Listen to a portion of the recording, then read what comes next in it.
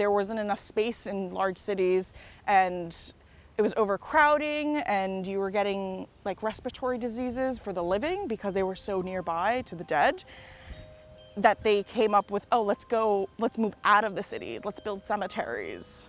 And then, well, what do you do with the cemetery? There's not enough death to like bring in the business.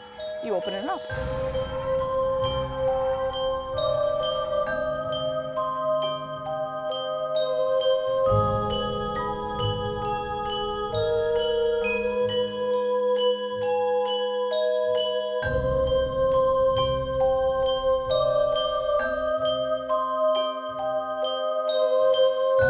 There's something you learn every single time you come here, and it's always new.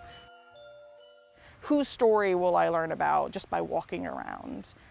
We do encourage people to come back and come back often, but maybe take a different route, enter from a different entrance. You'll find something new, you'll learn something new, and you'll find yourself just a little bit more curious and in love with the space.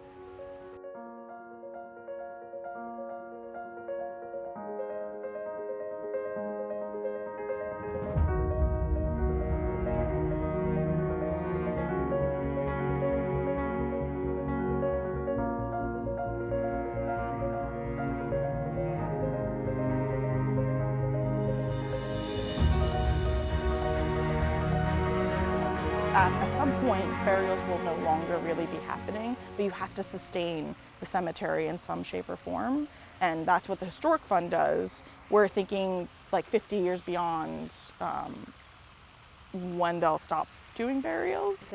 It's a way of teaching future generations to respect, this kind of a space, to become comfortable with the essential human reality of death. Our mission is really to share all aspects of Greenwood with youth. So that includes the nature here, the art here, the landscape, the history.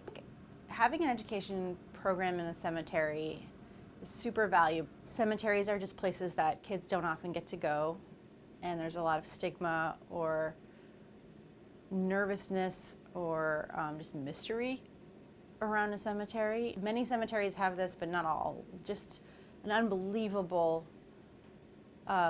design, and both the built and the natural landscape is just stunning. And so there is a lot of research to suggest that awe inspires learning, and that it sparks sort of more permanent memories and understanding, and that small self feeling that it helps you think about your place in the world. I'd like people to know that you can learn here, and that you should expect, if you come here, that you will see student groups. Death work is getting comfortable with the uncomfortable universal truth that we're all gonna die.